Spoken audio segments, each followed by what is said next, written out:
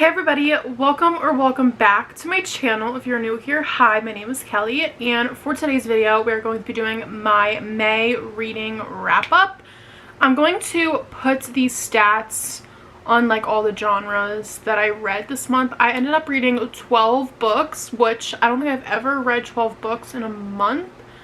I think my highest was 11, but one of the books were like a DNF, but I counted it towards like my monthly goal, just not towards like my Goodreads goal.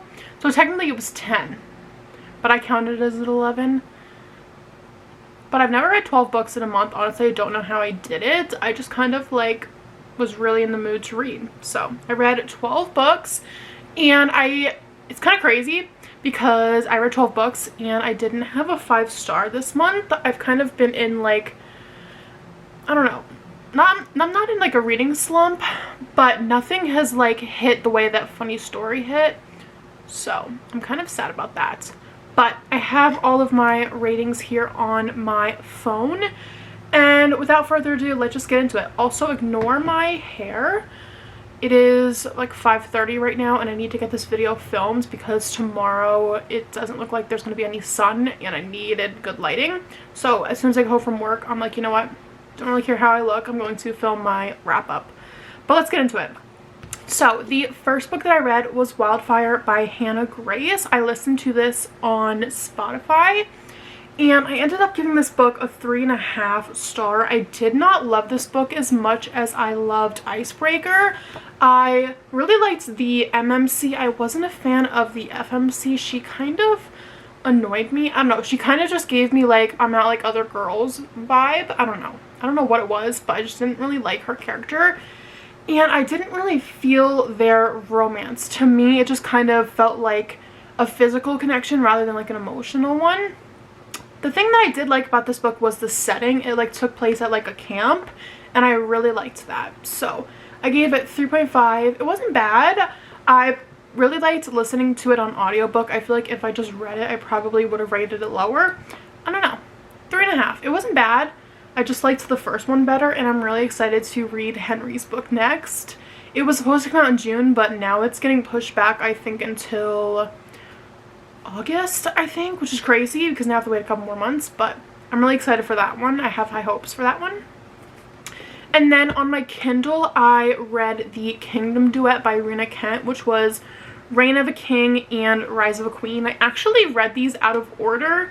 I was supposed to read these two before I read the Royal Elite epilogue, but I didn't. I read that one first. But you are following Jonathan and Aurora. It's a dark romance, so definitely check your trigger warnings. And Jonathan is Aiden from the Deviant trilogy.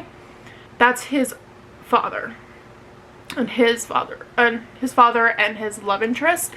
And I really liked these books. I gave Reign of a King 3.5 stars, and I gave Rise of a Queen 4 stars. They were really short books. I feel like I would have rated them a little bit higher if, you know, they were a little bit longer, because I think the first book was like 200 and something pages. So it kind of felt like a novella in a way. But I feel like if we got more of them, I would have rated it higher. But I really loved their romance. I love Rena Kent. Her writing just does it for me every single time, and I don't know, I really enjoyed both of those books, and I'm excited to continue her backlist, like all of her books. I'm really excited. Then I read, oh gosh, I have been avoiding reading this book. I got this book not the Christmas that just passed, but the one before that. And I was putting it off because I heard people talk about how much it like rips your heart out, how sad it is. And I was like, you know what? It's on my 24 books to read in 2024. I might as well read it this month. I hated this book. I'm going to be real with you guys. I did not like it. I gave it 2.5 stars. And that's just me being generous, if I'm being honest. The writing, I know it's a YA, but the writing was absolutely terrible. I felt like this book was reading to like a 5-year-old. I don't know what it was about it, but I just did not like it. I did not feel the romance between the characters because they were both with other people pretty much throughout the whole entire book. And I don't know, they just gave me nothing. This was not what I was expecting. And also, it literally tells you in the beginning of the book what happens at the end, so you don't feel that emotional impact because you already know it's happening. At least for me. I've seen people still cry over it, but I knew what was coming, so it didn't hit me as hard. So, I don't know. 2.5 stars. I really liked the MMC and the female main character, but I don't know. It was just very childish. It just wasn't for me, personally. So, I gave it 2.5 stars. And then I listened to I'm Glad My Mom Died by Jeanette McCurdy on Audible. I had an Audible credits, and this book, I didn't put a rating on it because it feels kind of insensitive, like putting a rating on a story of someone's life, but I really enjoyed listening to this and just seeing like what really happened while she was filming iCarly.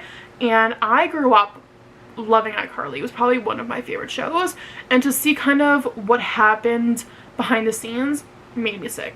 It was so sad, and I really felt for her, and I wanted more. Like, once it's over, I was like, there's no more, like, that's it.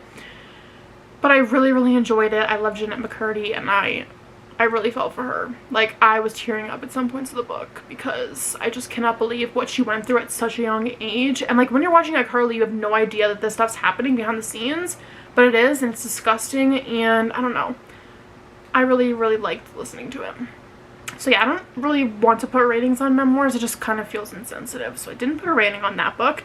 And then I read The Graham Effect by Elle Kennedy. And let me just tell you guys, I had the best time reading this book. And going into it, I was kind of hesitant because I loved the Off-Campus series.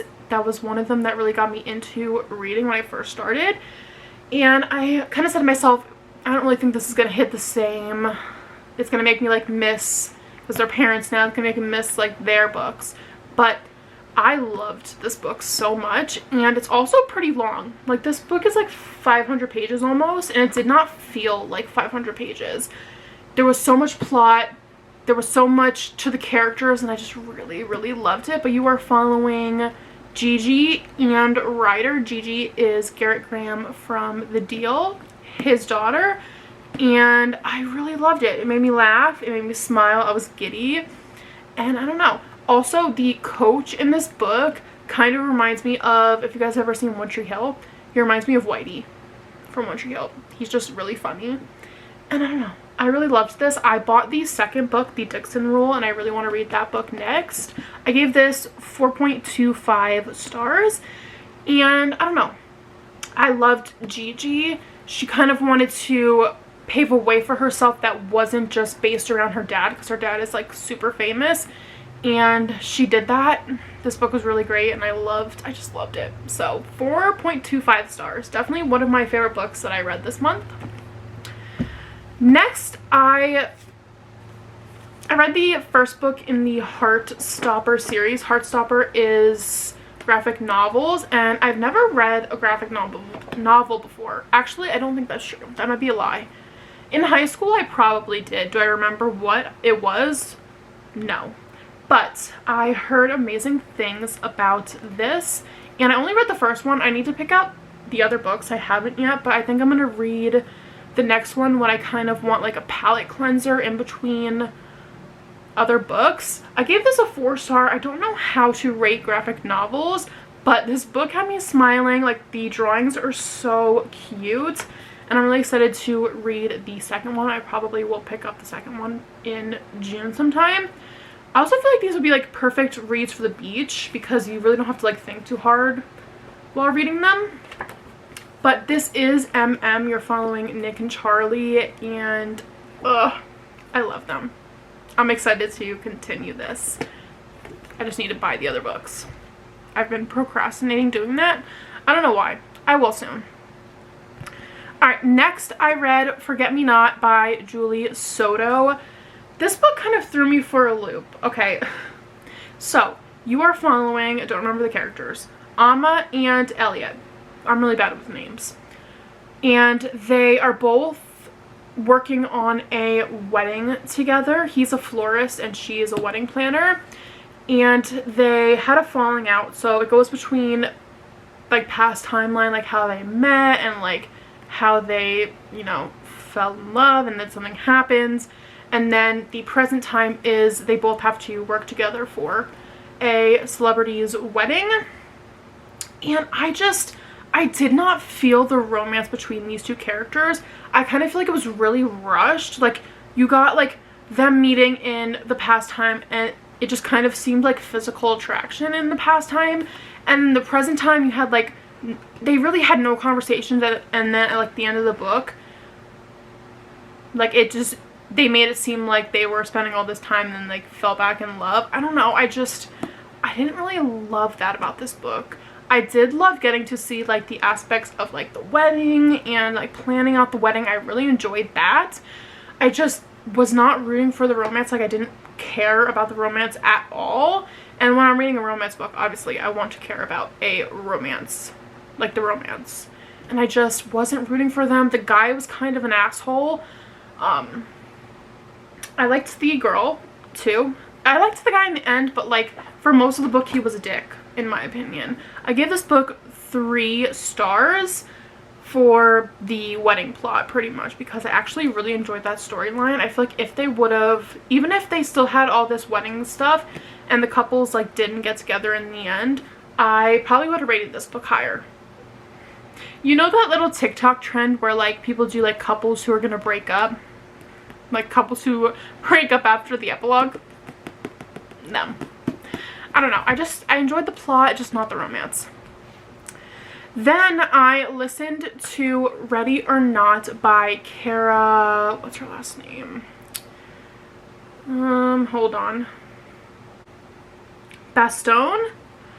I'll put a picture of it on the screen. I read Ready or Not by Kara Bastone. I listened to it on Audible, and if you are going to read this book, I am begging you to listen to it as an audiobook. The audiobook narrator is phenomenal. Like, she killed it. I don't know. I feel like I would have rated it lower if I didn't listen to the audiobook, just because the narrator was perfect.